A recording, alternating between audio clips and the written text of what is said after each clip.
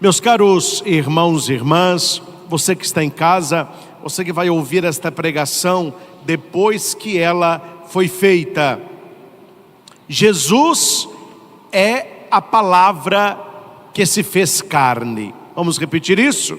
Jesus é a palavra que se fez carne. Eu não vou estender aqui essa parte, mas só para você entender que a Bíblia que nós temos nas mãos hoje, em português, claro que ela não foi escrita na nossa língua vernácula. Ela foi escrita em aramaico, hebraico e grego.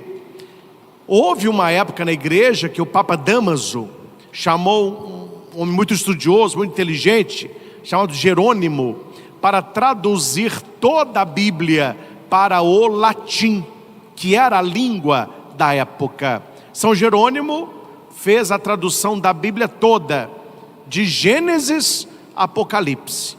Essa tradução ganhou o nome de Vulgata, quer dizer vulgar, era a língua que se usava. Quando Jerônimo vai até o Papa Dámaso entregar a Bíblia toda traduzida, só lembrando, claro que vocês já sabem, mas faz parte lembrar, não havia gráfica, não havia internet, não havia nada disso. Era tudo manuscrito, em papiros, em rolos. Quando ele entregou a Bíblia traduzida no colo do Papa Dámaso, o Papa perguntou para ele como tinha sido a experiência. Ele respondeu apenas uma coisa: quem desconhece a Escritura, desconhece a Cristo. E é esse o tema deste domingo, meus irmãos. Como anda o nosso amor à palavra de Deus? Como anda o tempo que nós damos à palavra de Deus? Não sejamos, aqui é a expressão bem carinhosa, que eu tinha outras mais pesadas para usar. Não sejamos católicos de meia tigela. Não sei se você tem em casa meia tigela. Você já pensou nesse termo? Então vou fazer você pensar, para que serve meia tigela?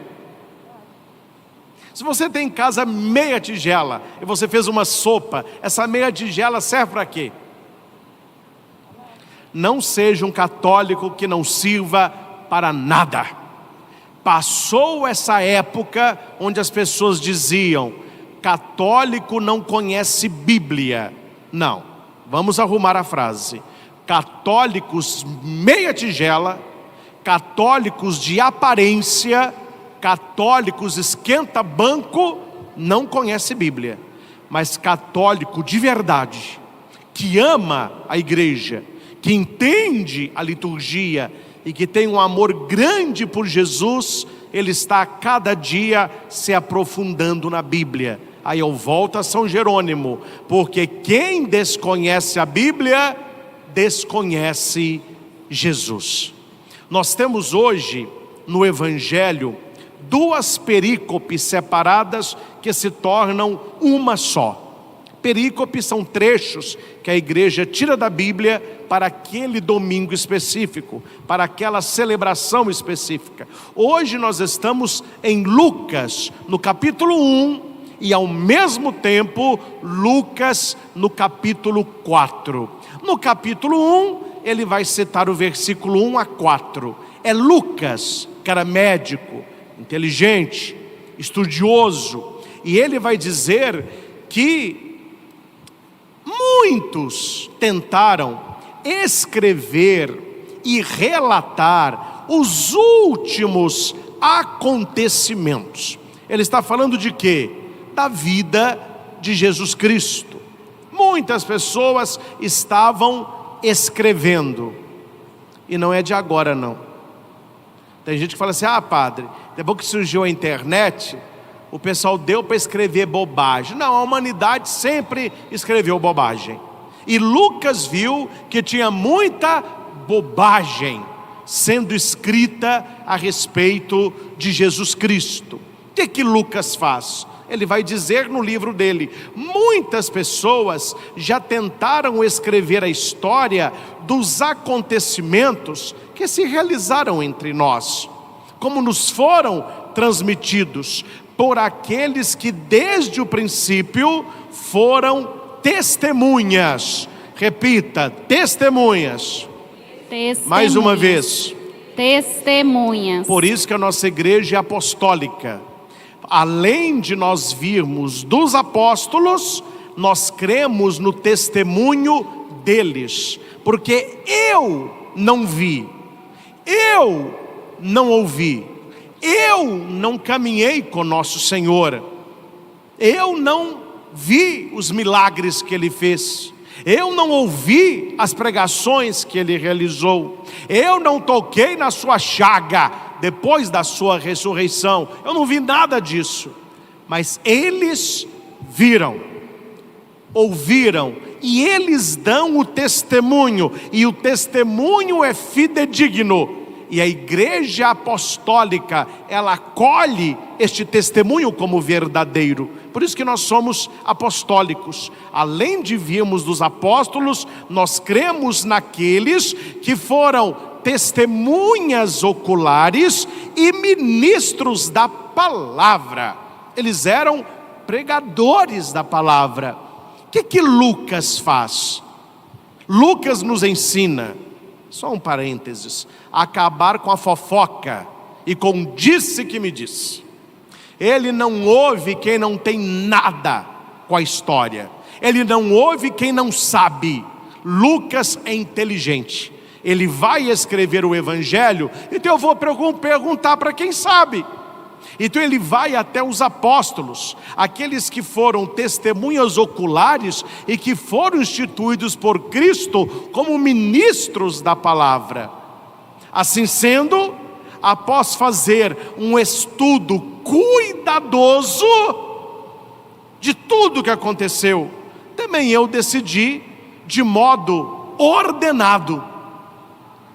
Havia muita coisa escrita de modo desordenado.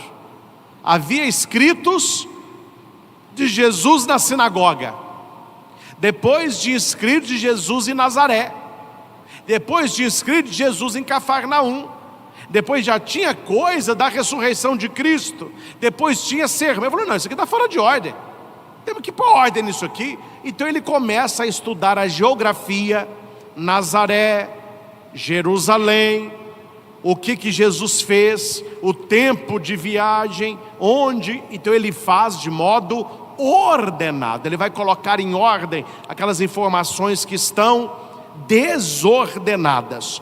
E ele escreve isso para quem? Para um tal de Teófilo. Aqui está escrito: escrevi tudo isso para ti, ó Teófilo.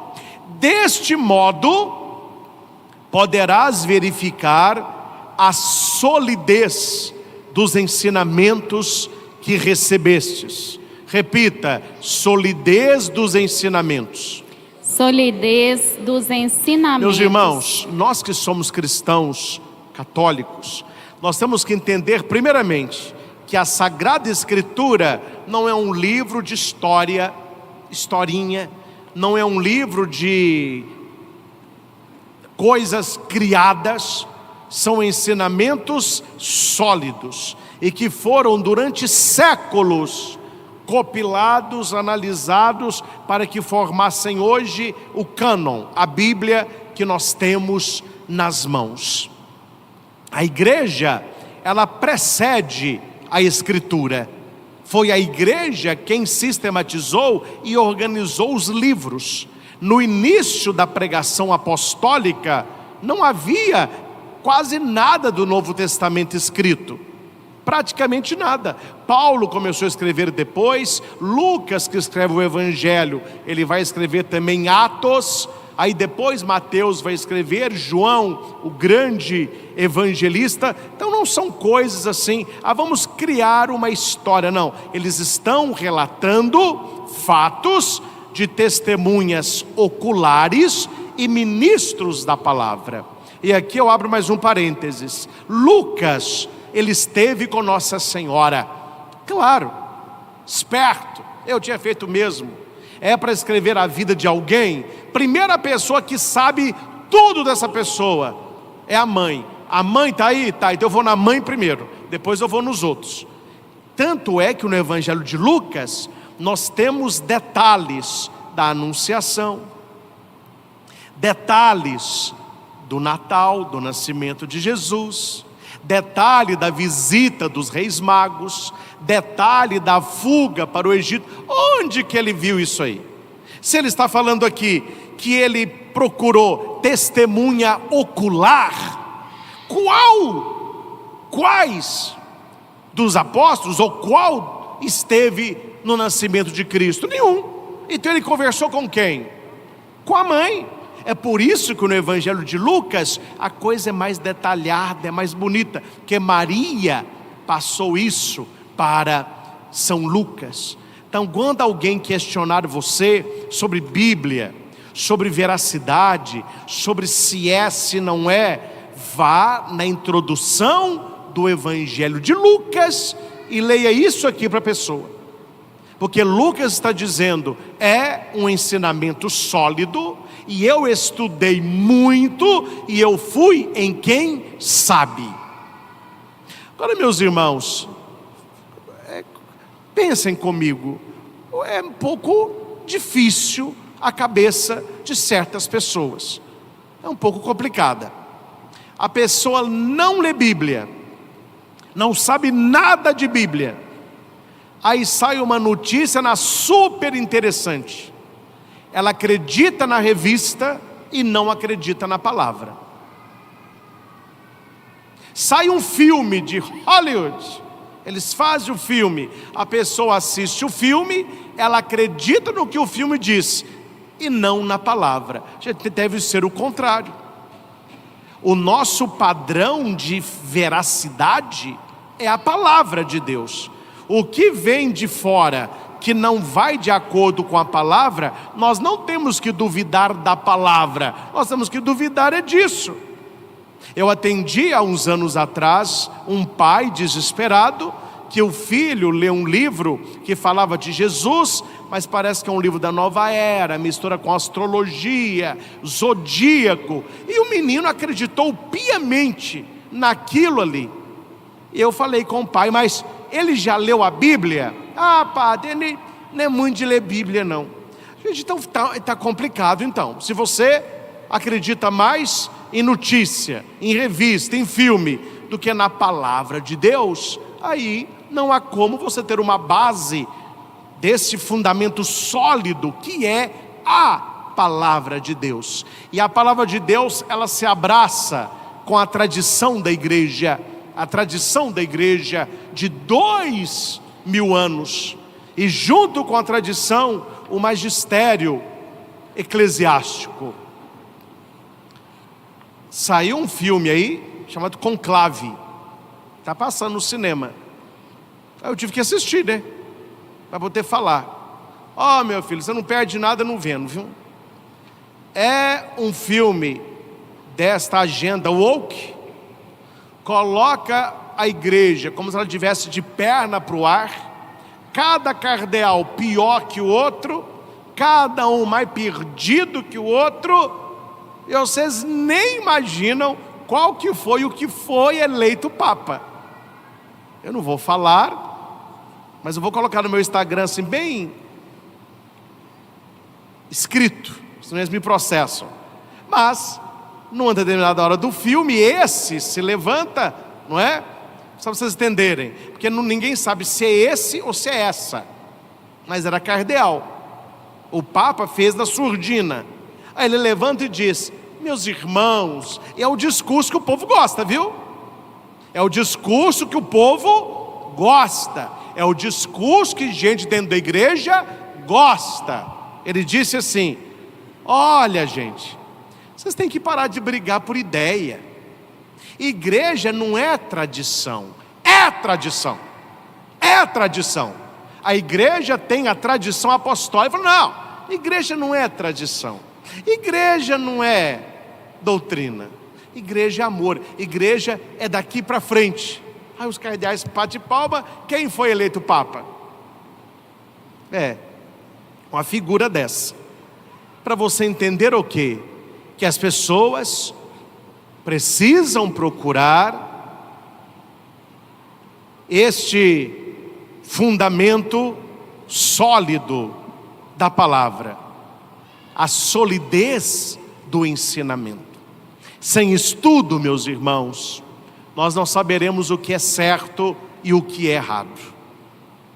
Eu sonho isso, de ter nas nossas assembleias, vocês que são leigos e leigas, pessoas que saibam de Bíblia e de doutrina, para que com muito zelo e amor, você converse com o padre aquilo que talvez ele próprio não saiba. Esse é meu sonho, um povo que saiba Bíblia, que saiba catecismo, para que quando for pregado para vocês uma heresia, uma opinião pessoal, alguma coisa que vai contrária à nossa fé católica, que você sabe, ó, isso está errado, me desculpe, isso é da sua cabeça, isso é opinião do Senhor. E aqui, meus irmãos, eu sou muito carinhoso e aberto, porque eu penso assim: ninguém veio aqui para escutar opinião de padre. Opinião, a gente está em mesa de bar. Você veio aqui para receber um ensinamento sólido. Você veio aqui para conhecer a verdade e para ter um direcionamento claro na sua vida. Opinião não interessa. O que interessa é a revelação de Jesus Cristo. Interessa a palavra, o que é que a palavra diz. Qual é esse fundamento sólido que Lucas organizou? Este é o primeiro ponto do domingo de hoje. Precisamos conhecer a palavra de Deus.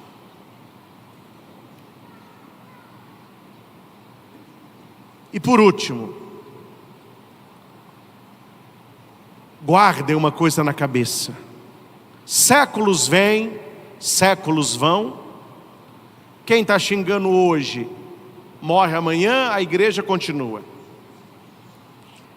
Não é, meus irmãos, não é a Bíblia que vai se adaptar à nossa vida. Somos nós que devemos adaptar a nossa vida à palavra de Deus. A briga hoje é essa: como que a gente pode interpretar a Bíblia na vida que as pessoas têm? Está errado isso aí. Isso não vai levar ninguém a lugar nenhum. Como que a pessoa vai adaptar a vida dela à palavra de Deus? Ô padre, e se a pessoa não quiser isso? Simples, o lugar dela não é aqui. Vai procurar seu rumo, vai viver a sua vida como você quer. Ninguém é obrigado a entrar e ninguém é obrigado a ficar. Que as pessoas estão muito preocupadas. A quais que nós vamos trazer? A preocupação é quais que nós vamos tirar. Porque tem muita gente que não quer.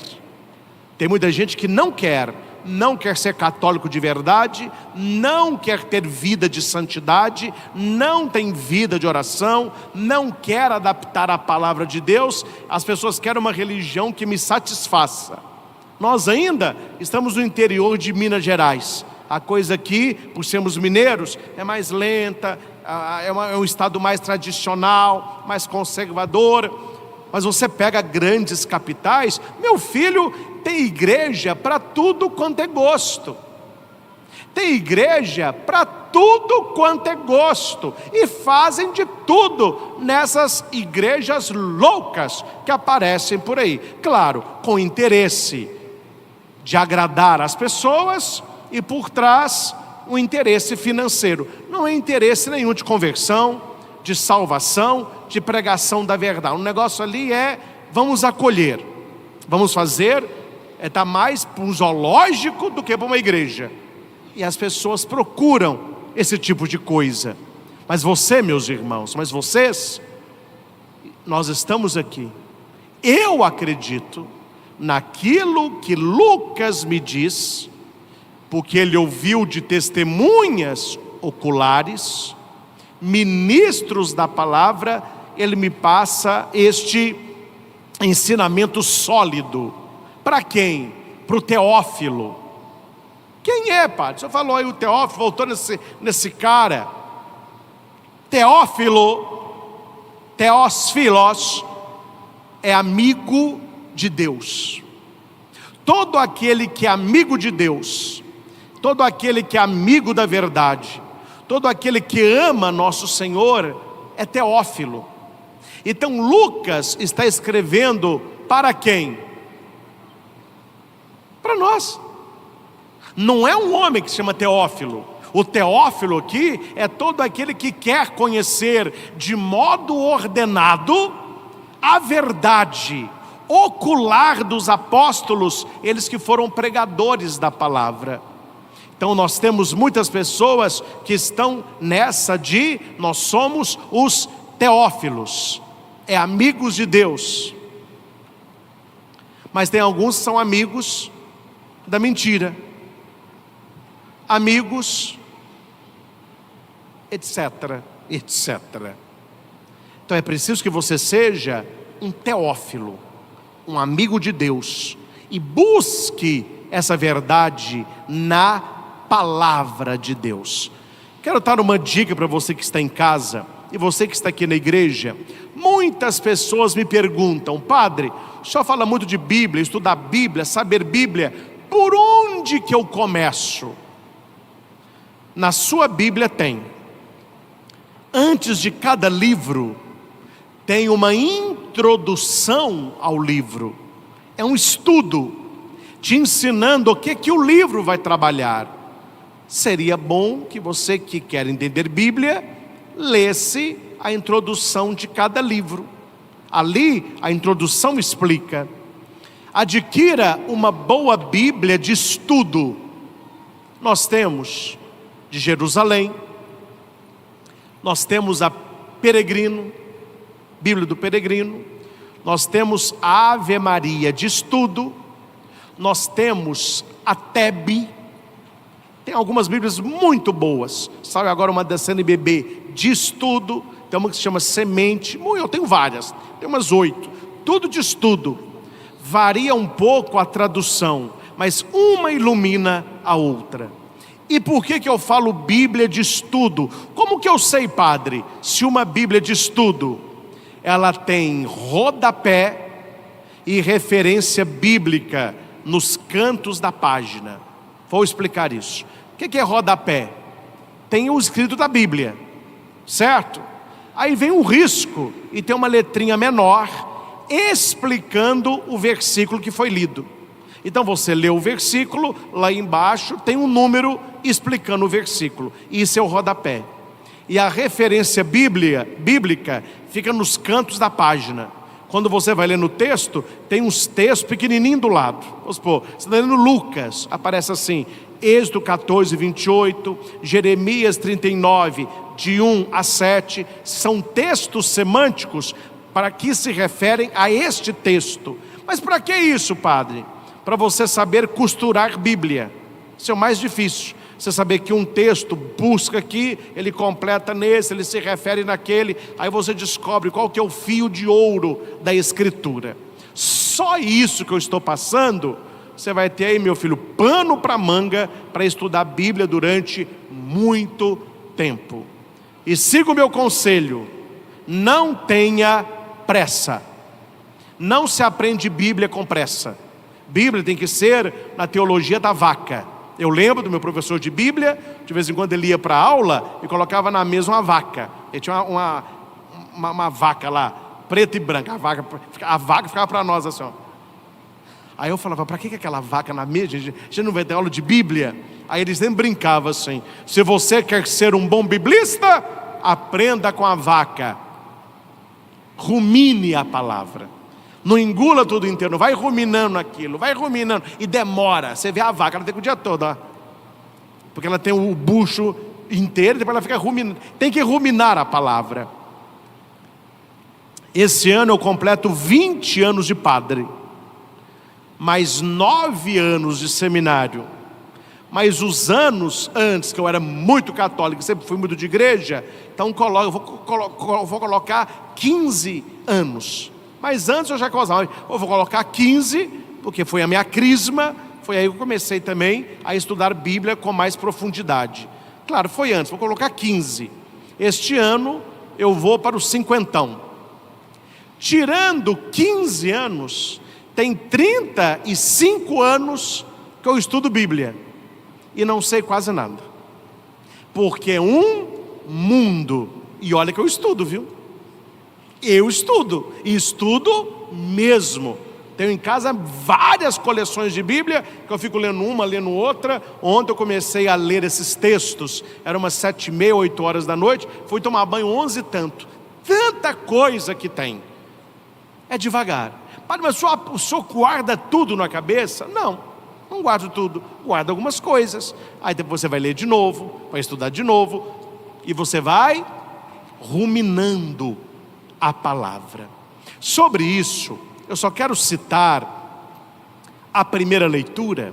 Você que pode pegar no folhetinho se quiser, você em casa, abra a sua Bíblia em Neemias capítulo 8. Eu vou te falando os versículos aqui.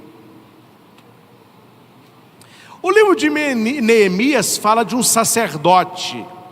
Qual que é o nome do sacerdote? Esdras. Eu não sei se existe inveja positiva. Eu falo que sempre inveja é ruim, mas eu tenho uma inveja deste Esdras, porque minhas pregações não são pequenas, mas elas são pregações de 45 minutos. Esdras, ele fez uma pregação de 7 ao meio-dia, e o povo falou com ele: manda mais que nós quer mais, prega mais.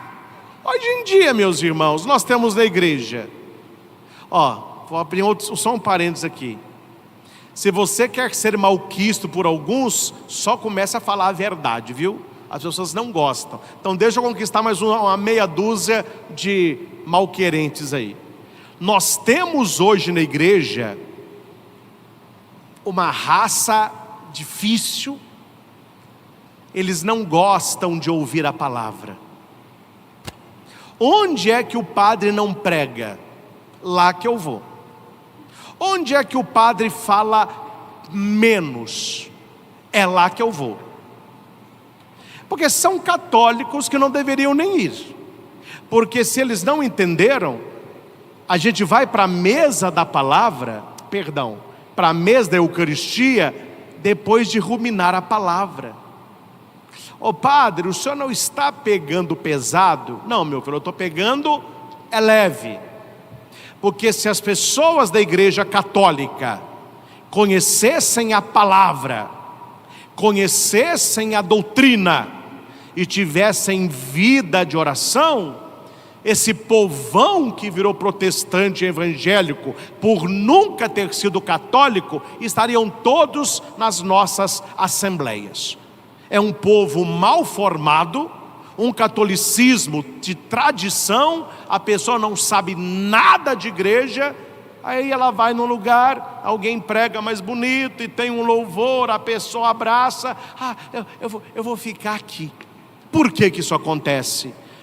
Porque a liga dela com a igreja é emocional. A liga dela na igreja não é com o Senhor, com a palavra e com a doutrina e com o sacramento, é emoção. Então se aqui me abraçam, é aqui que eu vou estar. Então eu fui até a igreja, me abraçaram mais, eu vou para lá. Não conhecem Bíblia, não conhecem doutrina, não conhecem nada da igreja católica. Aí você pega uma pessoa que diz assim: eu já fui católica, mas agora eu encontrei Jesus. Ele estava perdido? Ou é você que estava perdida, né? Pelo menos encontrou alguma coisa. Aí, depois que a pessoa passa para lá, ela começa a andar com a Bíblia, ela começa a estudar a Bíblia, fala: então, agora eu sei. Falei: então vamos lá, volta no seu tempo de católico. Quando você era católico, meu filho, você tinha vida de santidade? Não tinha. Era bar, era carnaval, era adultério, era bebedeira. Esse era o seu catolicismo. Você era fiel à missa dominical? Você ia à missa todo domingo? Não. Você ia à missa quando te convinha, quando você tinha vontade. Você tinha vida de oração diária? Não. O número de gente que vai à igreja e que não reza é para ficar com os cabelos em pé. A pessoa não tem vida de oração. Aí eu continuo as perguntas. Você, quando cometia pecado mortal, você se confessava com o padre? Não. Foi católico 30 anos da vida, confessou 2 vezes na vida. A minha pergunta é: que católico que você era, meu filho? Então eu vou te ensinar como que você fala. Você vai ter que falar assim: eu fingi que eu era católico, agora eu virei evangélico. Porque eu nunca fui católico porcaria nenhuma. É o católico meia tigela. Não serve para nada. Você, quando você era católico, você enche a boca: ah, eu era católico, agora eu sou evangélico. Você que era católico, você já leu, meu filho, as Confissões de Santo Agostinho? Já leu a história de uma alma de Santa Teresinha? Castelo Interior de Santa Teresa d'Ávila? Noites Escuras de São João da Cruz? Conhece a história de Padre... isso tudo eu nunca li nada. Que católico que você era? Vocês estão me entendendo, gente? É um catolicismo de fachada. É um catolicismo de nome. Não tem catolicismo nenhum aí. É o que o Papa Bento falava. E porque o Papa Bento falava, tem gente que eu não gostava de Papa Bento. Não gostava, porque ele falava o que você não queria ouvir. Ele punha os católicos na parede. O que o Papa Bento mais insistia? Nós não podemos ter um ateísmo prático. O que é ateísmo prático? Eu creio em Deus, mas eu vivo como se Deus não existisse. Olha as pessoas como que elas estão na igreja hoje. Elas creem em Deus? Creem em Deus. Elas vêm na igreja? Vêm na igreja. Mas como que elas vivem lá fora? Como se Deus não existisse. Hoje em dia, graças a Deus, quem escolheu o pecado, no pecado está e lá ficará. Mas houve uma época, e ainda temos alguns, de pessoas que estão na igreja, mas que têm uma vida totalmente contrária aos valores cristãos. Porque na cabecinha dela, o que vale é vir na igreja, bater cartão, ouvir padre, comungar, e lá fora tem nada a ver com aqui dentro. É por isso que Esdras, o sacerdote, ele está diante de uma assembleia de homens e mulheres. Repita: homens e mulheres. Homens O que significa que homens e mulheres? A palavra é para todos. A religião é coisa de mulher. Esse negócio é coisa... Não. A palavra de Deus é para todos, homens e mulheres, filhos e filhas, marido e esposa, pai e mãe, vovô e vovó. Para todos, homens e mulheres. E todos os que eram capazes de compreender. Que aqui a gente tem que saber, gente. Tem gente que não é capaz de compreender. Você explicou. A pessoa: não, mas assim isso eu não aceito, não. Não, então você não fica gastando saliva, não. Tem gente que, além de não querer compreender, ela se torna incapaz da compreensão. Esdras fez a leitura do livro desde o amanhecer até o meio-dia, e todo o povo escutava com atenção. Nisso eu tenho que dar os parabéns. Esse problema eu não tenho, nem aqui, nem onde eu vou nas pregações. O povo é muito atento. Eu estou aqui pregando, todos ficam assim, vocês estão assimilando a mensagem. Mas há pessoas que reclamam de que durante a pregação tem gente voando, tem gente mexendo no celular, tem namorado trocando carícias, tem gente cochilando, né? Mas nesse problema nós não temos aqui. Mas nós vemos aqui uma atenção à palavra. Uma atenção à palavra. Você sabe que a palavra, ela é para ser ouvida.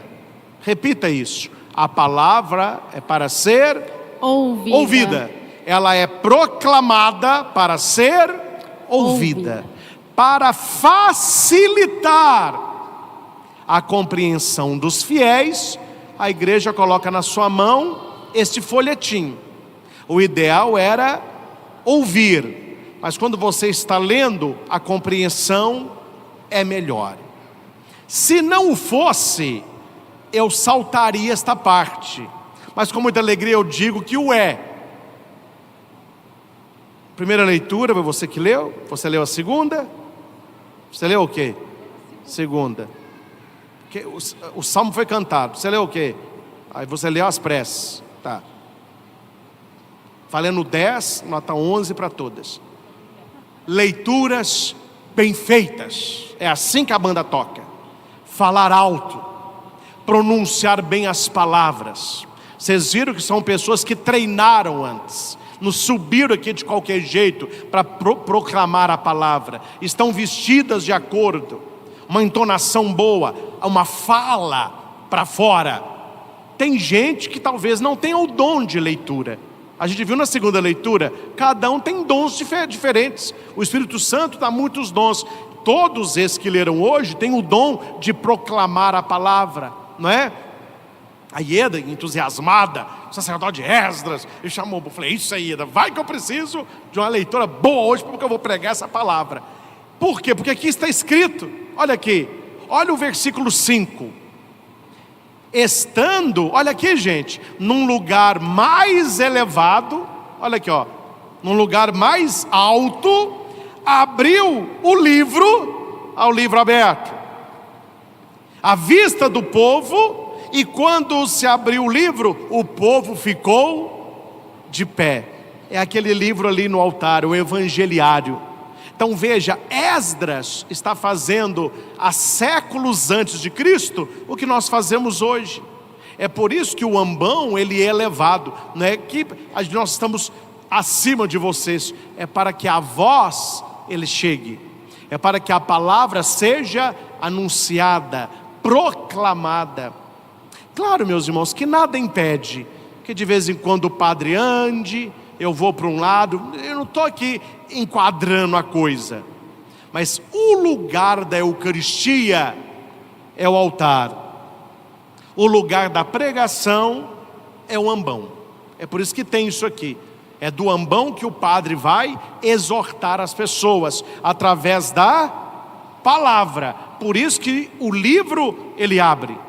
É por isso que a gente vai escutar no Evangelho, Jesus abriu o livro, Jesus fechou o livro. Ele é aquele que abre e fecha o livro. Mas qual a importância disso? Olha Apocalipse. Apocalipse vai dizer que o ancião, que estava no trono principal, ele tinha o poder de tirar o selo, e ele abria e fechava o livro, simbolizando que Jesus é a própria palavra que se abre para a humanidade. E ele leu o livro, e as pessoas levantando as mãos gritavam, amém. O que é amém? Que assim seja. Eu acredito, é isso mesmo, assim seja, né? Há uns detalhes, meus irmãos. A gente não pode participar de missa igual papagaio, né? Porque a gente, assim, todo domingo vai à missa, para que a gente entre no modo automático, e a gente não vê mais o que a gente responde. Mas quando acaba a primeira leitura e a segunda leitura, o leitor ele diz, o proclamador, né? Palavra do Senhor. Graças a Deus. Você entende isso? Não é a palavra dele que está lendo.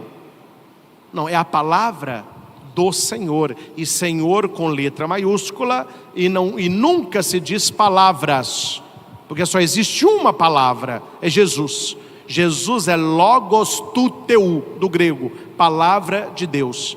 Só existe um Filho de Deus, Jesus Cristo, seu único Filho, nosso Senhor. Por isso que não se diz palavras do Senhor, não, palavra do Senhor, que é Jesus. E a Assembleia, graças a Deus.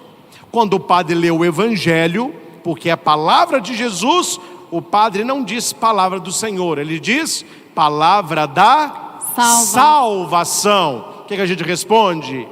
Glória a vós, glória Senhor. A vós, Senhor. Toda vez que a palavra é anunciada, graças a Deus, graças a Deus, glória a vós, Senhor. Emenda as respostas de vocês, são essas três. Graças a Deus, Graças a Deus, glória a vós, Senhor. É a animação do povo de Esdras, do sacerdote, ouvindo a palavra e glorificando a Deus. No versículo 8 vai dizer, olha aqui, ó, não é coisa da cabeça do padre, não, está na Bíblia. Leram clara e distintamente o livro da lei. A leitura tem que ser feita de maneira clara, para você escutar. As palavras, a pontuação, tudo é muito importante. E nós estamos aqui explicando o sentido. Olha aí, Esdras leu o livro e ele explicou o sentido. Todo o povo chorava ao ouvir a palavra de Deus. Minha pergunta é, por quê? Vamos ver quem vai acertar essa aqui. Por quê? Porque estava lindo. Não. Porque era a palavra de Deus. Não.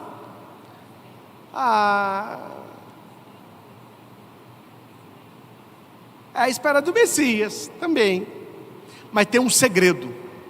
Tem um segredo. Quando a palavra de Deus é para todos, você reage como todos. Quando a palavra de Deus é para você, ela mexe com o coração. Fale para um homem que não é o pai da criança essa notícia: acabou de nascer o filho do Ricardo.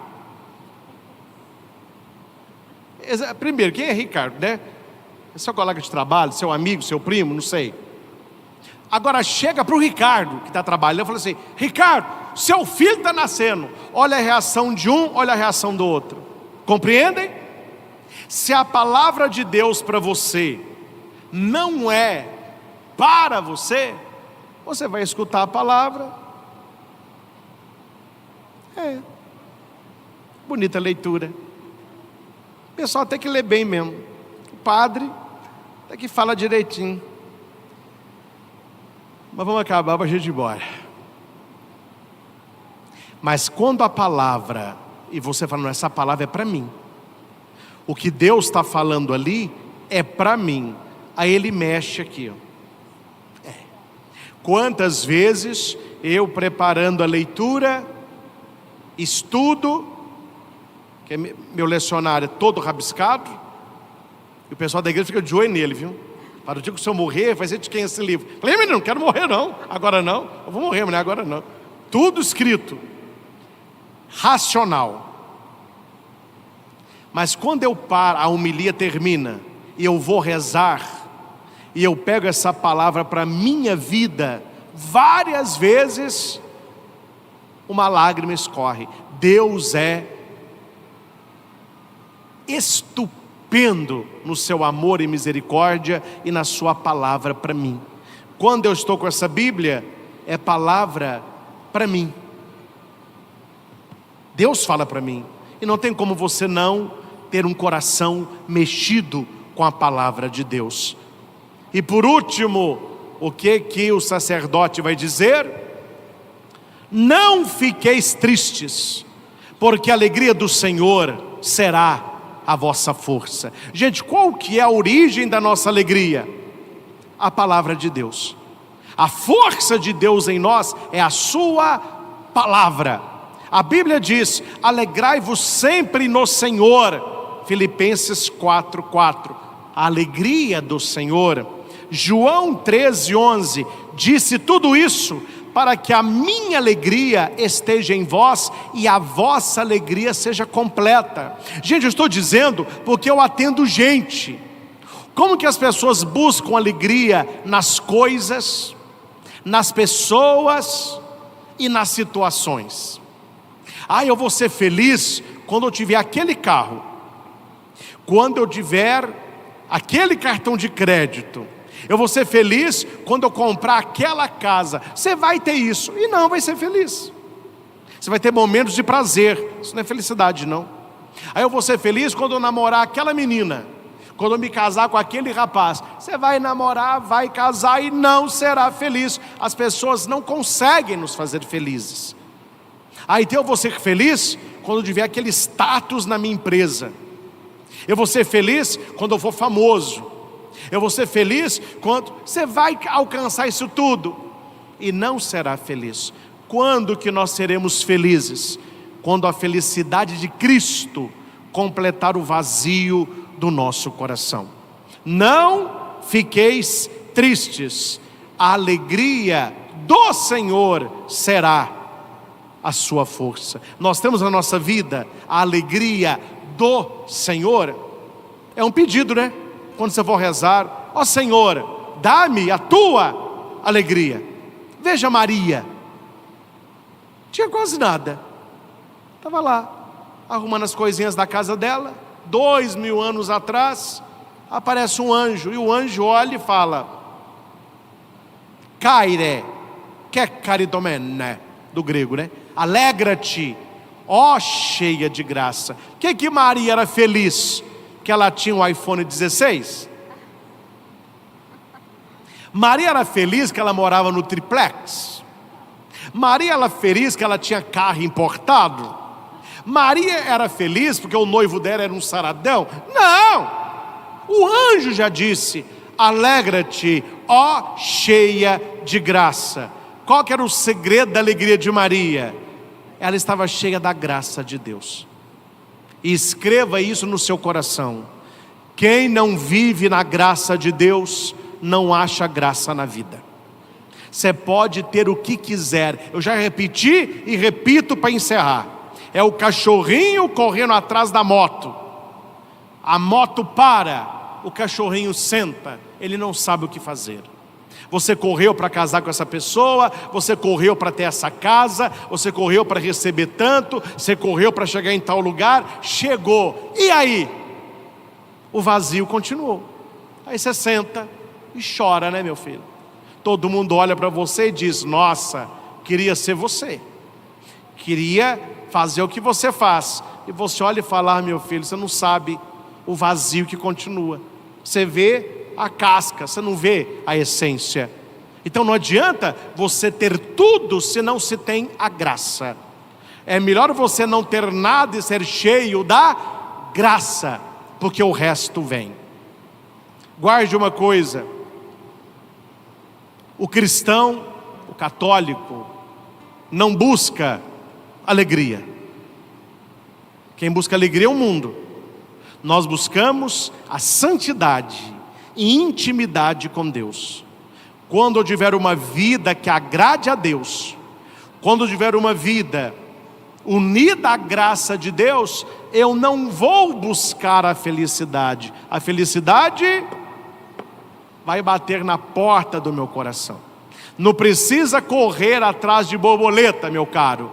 O negócio é cultivar bem o seu jardim e as borboletas virão.